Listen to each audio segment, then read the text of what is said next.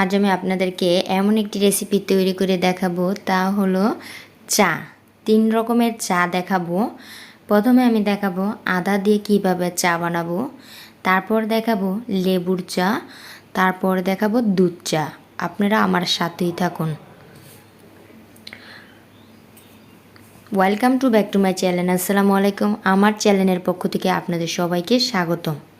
আমার চ্যানেলটি আপনাদের কাছে ভালো লাগলে অবশ্যই সাবস্ক্রাইব করে দিবেন, লাইক দিবেন, আমাকে কমেন্টে জানাবেন আমার কেমন হয়।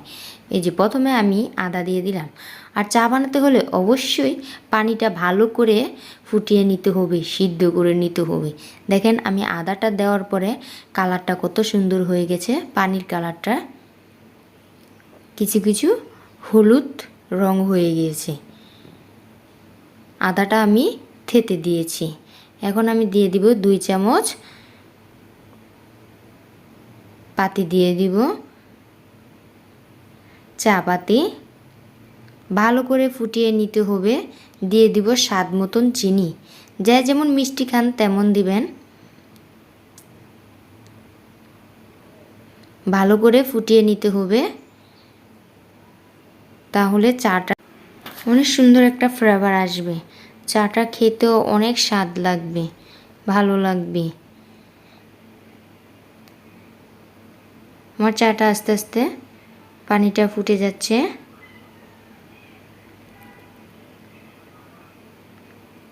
পানি যত সিদ্ধ হবে, যত ফুটবে, ততই চা খেতে ভালো লাগবে। চা সিদ্ধ হয়ে আসবে। চার পাতাগুলো দিয়ে দিলাম। এখন অনেকক্ষণ জাল দিয়ে দিতে হবে।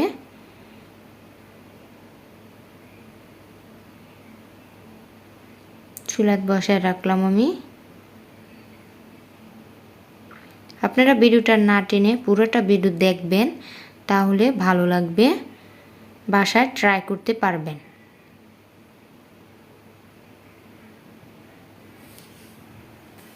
এখন আমার প্রায় চাটা শেষ হয়ে গিয়েছে, আদার চাটা। এখন আমি কাপে ঢেলে নিব। দেখেন কালারটা অনেক সুন্দর হয়ে গেছে। চা পাতিটা একটু বেশি দিলে কালারটা এমন সুন্দর হবে, গ্রানও আসবে, অনেক সুন্দর একটা ফ্লেভার আসবে। এখন আমি আরেকটি চা বানিয়ে দেখাবো, তা হলো লেবুর চা। পানি দিয়ে দিলাম পরিমাণ মতন 2 কাপ। পানিটা ভালো করে সিদ্ধ করে নিব। পানিটা সিদ্ধ হয়ে গেছে। এখন আমি চা পাতি দিয়ে দিব। চা পাতি দিয়ে দিলাম 1 চামচ।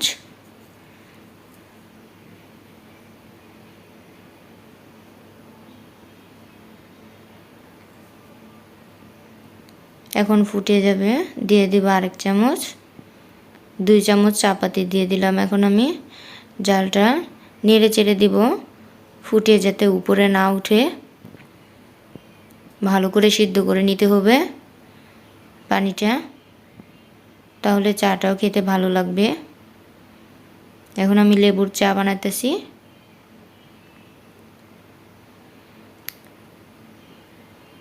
লেবু দিয়ে চা বানিয়ে খেয়ে দেখেন।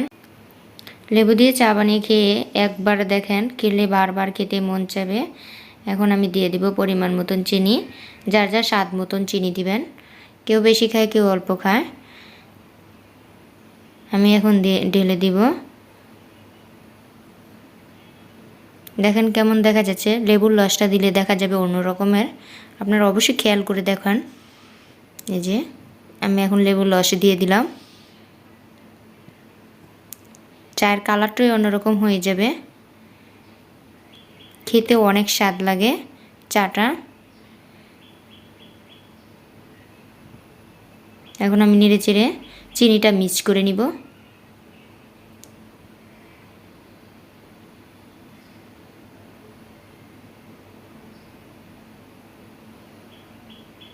এখন আমি বানিয়ে নিব দুধ চা।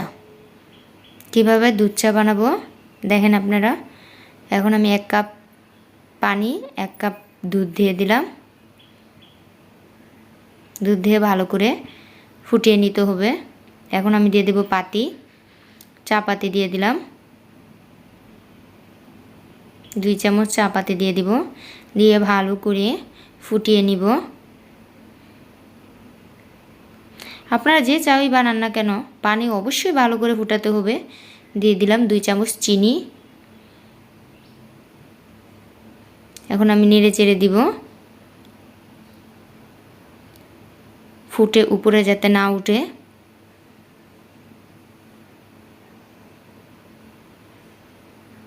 কালারটা অনেক সুন্দর হয়ে যাবে। ভিডিওটা না টেনে পুরোটা ভিডিও দেখবেন আপনারা, তাহলে বাসায় ট্রাই করতে পারবেন।